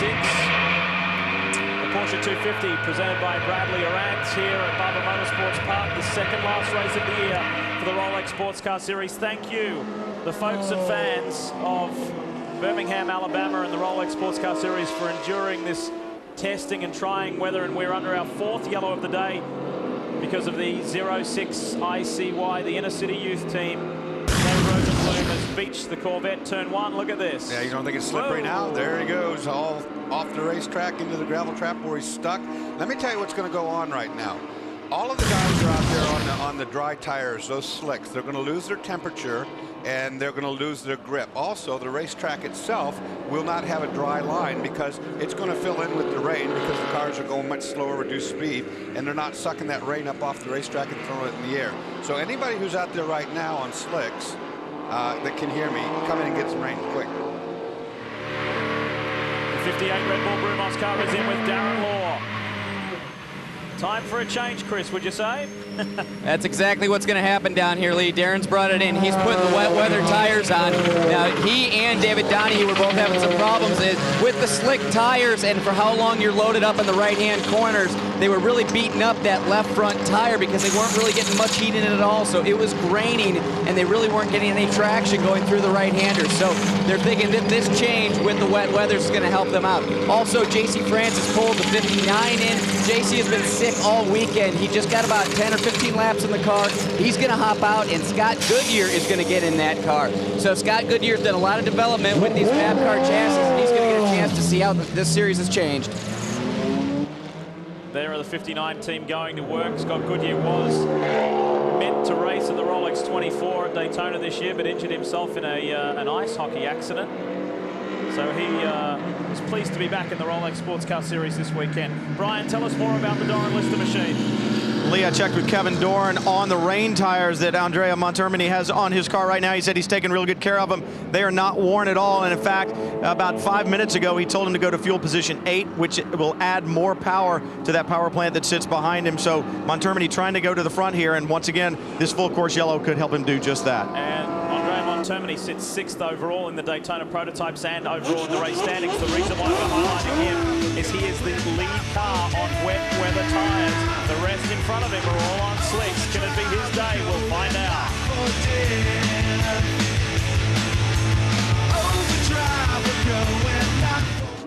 Well, I hate to be the bearer of bad tidings with these guys on the slicks. When this goes green, which is about to do, it is going to be slippery. Hang on tight. Put those belts on a little tighter. It's going to be a wild ride as they hone in. Really start to close the gap on Bush Racing, and you're right with Christian Fittipaldi. 14 minutes to go. This is where driver's car control is utmost important. You have to be so tender with your feet on the throttle and brake. Do everything in slow motion. There is somewhat of a dry incline, but it is still treacherous conditions. And look who's looming in 4th place. Scott Pruitt is not done with yet, and here comes Andrea Montermini. That's the car to watch right now. It's on rain tires, and it now will start making huge gains on these guys. You saw how slow they had to go through that corner because they're on slicks. This is the car we've been telling you about. A great strategical decision from Kevin Doran and his men as he whips by the GT cars. Montermini now runs 5th overall, and Pruitt is the next car on his list. And he'll just slow these guys down with no problem because they have not got any grip on these corner entries. They're going to have to just about stop the car to keep them sliding. He won't. The F1 driver through the early 90s, 92, 93, 94. He drove for Simtech and also for Pacific. He did in excess of 20 Formula One Grand Prix. He's also raced champ cars and many, many years of sports car racing. He actually does a little bit of TV work in Italy at the moment. Runs a motorsport show over there. And plus, Butch Leisinger, who's leading this race, he's really opened up a little bit of a lead now. Scott Pruitt has done a tremendous job on that last lap to bridge the gap between he and Fittipaldi. Let's ride with Scott Pruitt. Now look at the tail end of the Kodak car. Yeah, there's your telltale grip going away at the exit. You saw the wiggle.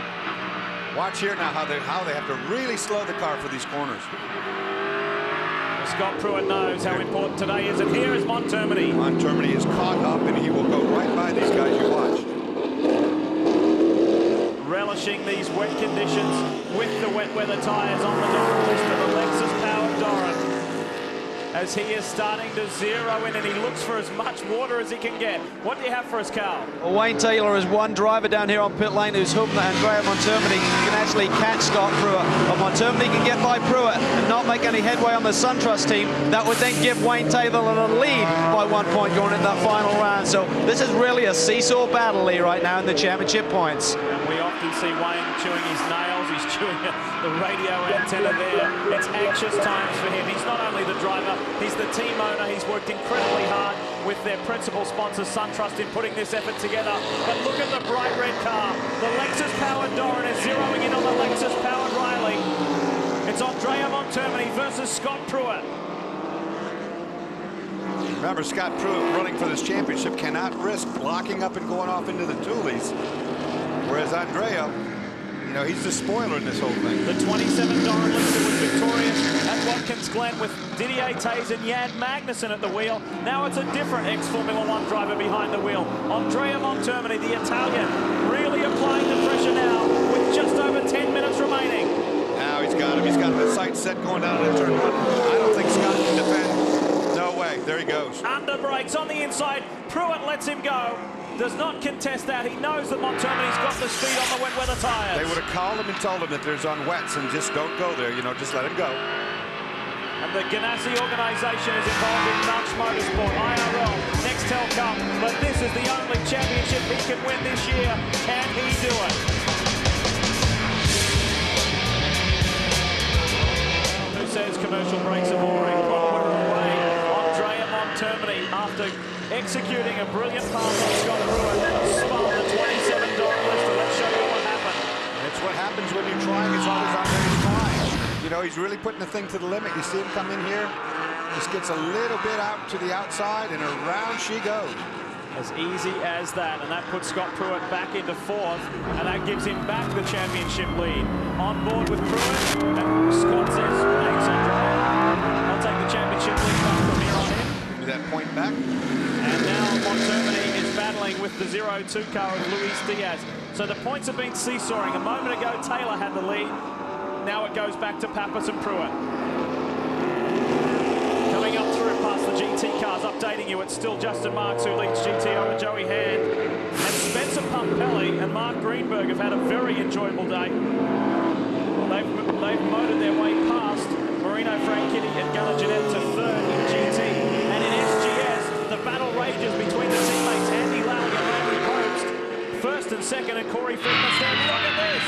Max Siax is the fastest car on the track by a second. That lap is caught the lead. That's Butch Leitzinger right now. And he's going to go by. I believe Max has got the speed. Time running out. There's 5.5 laps remaining. Into the museum curves.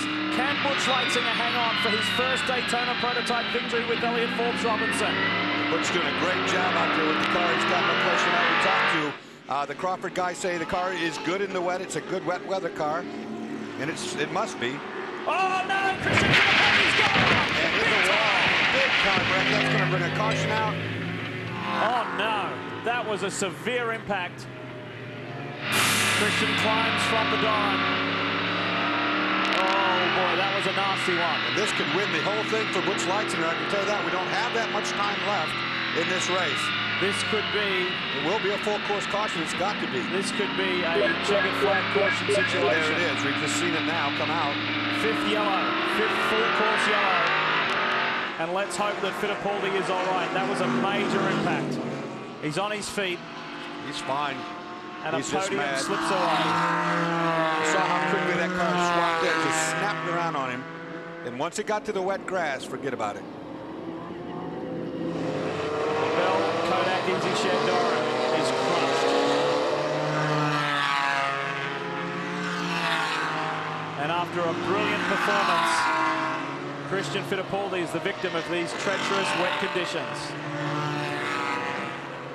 He had put in a tremendous drive here today at Barber. Here's what happened to the Brazilian. Watch the third car in shot. Boy, just breaks free, and once it did, wham, into the barrier. Big hit. I think next time we come to Barber, you'll see some tire protection there. Listen to this impact.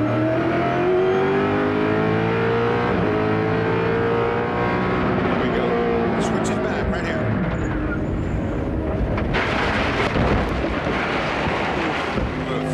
Outside camera shot. Take a look here. An impact driver's side too. That's a hard hit. When you go to slap to the side like that after hitting backwards, that rings your belt good. Luckily, you see him right there. It's fine. Just aggravated, I'm sure, but the worse for the wear. So under yellow in the closing minutes of this race, there are only 5 to go. And that elevates Scott Pruitt back up to 3rd and gives him more championship points. And look at that, he's gained another 2. It was 1 just a few minutes ago. It's now 3 heading into the last race at California Speedway Fontana. I'll tell you who this really helps a lot is Butch Leitzinger now. Like I said, there's not going to be much time left in this race if they get it going again. Well, Dorsey, I mean, judging on how long it's taken them to clear the cautions here this weekend, yes, I think we may finish under caution. I think you're right, because this car is not going to be out of there easily. I mean, it's completely flat spotted. Well, let's hear from the man who is fighting for a championship. Wayne Taylor is with Cal. Wayne, a roller coaster of emotion. We've seen a seesaw battle in the points, but the fact remains, if we finish the way we are right now, you'll go into Fontana 3 points behind, but victory there will still give you the tiebreaker and the championship, still all to play for. Yeah, it really is. We didn't need that car to go off. We were looking good until that, but yeah, it looks like it's going to go down to the wire, and we'll see what happens next round. You've come out of retirement, mate. How does it feel now to be towards the end of a season and right in the thick of it again? It's unreal, actually. I would never have believed it, but, you know, I got just the greatest crew with me, all these guys, and Max. I mean, he's just amazing today, you know. One more to go. There you hear it, boys. Big, deep breath. We'll get ready for Fontana in a few weeks. Christian Fittipaldi helping the safety crew clean up the situation on the circuit. Well, the only Crawford car we have seen win this year has been the 2 Sitco Crawford of Andy Wallace, Milcaduno. Are we poised for a second Crawford victory, Brian Tell?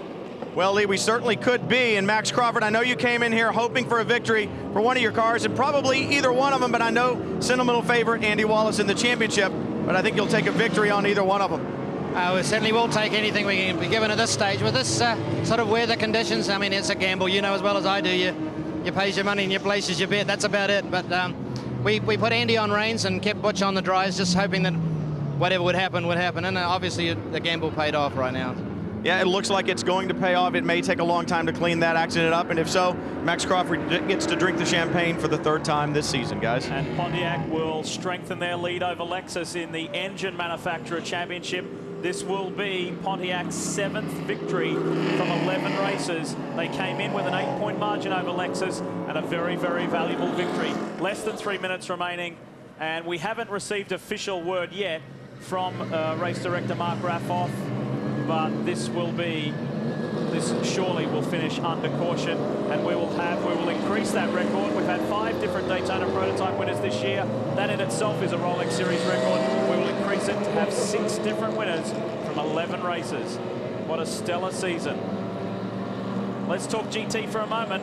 Justin Marks is about to assist his good friend and teammate Bill Aublin with his championship hunt. They're ready for another victory over Boris Said, Joey Hand, Spencer Pumpelly and Mark Greenberg sit 3rd.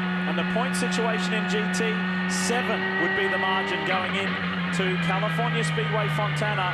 And Calvin, Boris Said needs something a little awkward to happen to Bill Aublin and Justin Marks at Fontana to win this race, win this championship. He does, Leigh, but Bill Aublin, you now have a bit of breathing room. We finish under caution here today, 7 points. And your teammate has really withstood that pressure today tremendously. Very difficult conditions. Fantastic. He's coming around. He's a young guy, but he's turned out to be a great guy, a great teammate. He did a fantastic job here this weekend. As much as I tried to make the wrong calls, Brian, Dave, Dougie, Tom, they kept me from making all the wrong calls. They made all the right decisions all day. The car's got to go 1 more lap or a couple more laps, and we're looking good. I want to say hello to Yvette, my mom. Be home soon. Okay, PTG looking for a 1-2 finish here today, Leigh. Boris Said in the background. And white flag is waving. White flag is waving here at Barber Motorsports Park. And that means we will finish under yellow. And there'll be some relieved and pleased people out there, especially Andy Lally and Mark Bunting. They will hold, they will maintain and increase their lead in the Super Grand Sport category, our 3rd class in the Rolex Sports Car Series. And Andy and Mark are poised for victory. They have now extended that to 16 points over team principal Michael Levitas, and that's pretty important stuff. Let's go down with Chris in the TPC camp. Leigh, Michael Levitas was fighting back the past 2 races and finished in front of you guys, chipping away at that points lead, but you guys have got a little bit more cushion after today. Yeah, fortunately things worked our way today. They had some bad luck with the radiator, and Andy did a great job in the rain, and brought the car home in first, so I couldn't be happier right now. Well, they're going to win this championship with consistency because they've done podium finishes just about every race weekend, and this is their 2nd victory of the year. An amazing performance for TPC, an amazing performance for those guys as we see the sorry side of the 54 after qualifying on the front row. Terry Borchella, Christian Fittipaldi have had a stellar day until the closing minutes of this race. The wet track caught Christian Fittipaldi, and that car is severely damaged. 2nd place in GT goes to Joey Hand, and Boris said he's still in the hunt, but it's becoming a more difficult proposition, Cal. That's Boris said. It is going to be difficult for Boris. You're 7 points behind now going into the final round, but today could have been so different. That wheel gun malfunction or getting stuck on the wheel and the stop and go really hurt you guys today. Yeah, I mean, that lost us some track position, and, then you get lapped by the overall leaders, and we lost a lap. So that's just one of those deals, but it's still a great day for BMW to come to Barber Motorsports Park, which is sponsored by Porsche, and there's Porsches all over the place, and we kicked their butts. I won't say the S word because I don't want to get fined, but it was a really good day for the whole BMW team. A little disappointing for me, but we still have one more race, and you never know what could happen. All right, well, good luck, Boris. Talking about the S word, he was actually with Dale Earnhardt Jr. midweek celebrating his 25th birthday. He said it was a lot of fun down there in Charlotte, boys. Should be a great weekend in California Speedway Fontana. Boris lives in California. Joey Hand does, Justin Marks does, Bill Orblin does, so they'll all be racing on home turf. Wow, what about for the CompUSA Ganassi team? Scott Pruitt, Max Pappas, now a 3-point lead going into the final race. It's a pressure cooker time, Brian. That's right, Leigh. It was such a roller coaster ride as far as the points went. Chip Ganassi wasn't even sure where they stood. By the end of it, it's like going to play craps in Las Vegas. You're up, you're down, you're back and forth. I'll tell you, Brian, I mean, that's why we came here. We knew this wasn't going to be a cakewalk. It's a great series and good competition. We got one to go here. We got to bring it home at Fontana, I guess. Well, we're getting the checkered flag right now, and that takes you out to Fontana, Max, with a 3-point lead. Does that change your mindset at all, or is it all looking for the win always? Here in the CompUSA Chip Ganassi Racing, we're prepared to fight. We were expecting to go down to Fontana to go to the last race, and we're prepared. Lexus is getting ready. All the guys at Chip Ganassi Racing, they're gonna go out there to win the race and win the championship. Well, there's still a lot of racing left. There's only one more event, guys, but the whole picture could change with only one turn out at Fontana. Wow, 3 weeks to go, and we will be there. The SunTrust Improve Your Position Award, the Howard Boss Motorsports team, the victorious Howard Boss Motorsports team of EFR, Elliott Forbes Robinson and Butch Leitzinger go from 7th to victory lane. Well done, boys. Their first victory in Daytona prototypes. The 60 Gunner Racing Porsche, 11th to 4th in class, and the G&W Motorsports machine of May Van Wyck and Craig Stanton, 11th to 4th as well. A record-setting victory today, a 6th different Daytona prototype winner. Elliott Forbes Robinson is with Chris Neville. Leigh, Elliott, you guys, we were wondering when you were going to get the win all year long. You finally got it with only 2 races to go. Now listen, whenever we can get it, it was great. We've been close so many times this year, and we talked about it lunch the other day, man. We were due, and fortunately it came around this weekend. I really didn't expect it this weekend, but the car was great. The conditions were awful, but at least it worked out. Yeah, these are definitely the toughest conditions of the year. No doubt about that. Dorsey, final thoughts? I mean, there's so many. Well, what a bizarre day. Yeah, the conditions we had today, the good thing is that all of our championship contenders are intact. It goes down to the wire. They can take the gloves off and get after it really big time when we go to California. No one likes a championship that's decided before the final round. Well, this one is far from that. 3 points between Pappas, Pruitt and Taylor. And mind you, anything can happen. Andy Wallace isn't out of this chase either. He is still very much in it. Thank you to the crowd here in Birmingham, Alabama. You've been great, and we look forward to 3 weeks' time. We've got a bit of a break in the Rolex Series. They can rest up and repair the injured cars. We look forward to California Speedway Fontana, October 31, 4 p.m. Eastern. You can watch it live. On behalf of Calvin Fish, Brian Till and Chris Neville and Dorsey Schroeder up here in the booth, I'm Leigh Diffey. Thanks for being a part of the Rolex Sports Car Series. Well done, Butch Leitzinger and Elliott Forbes Robinson.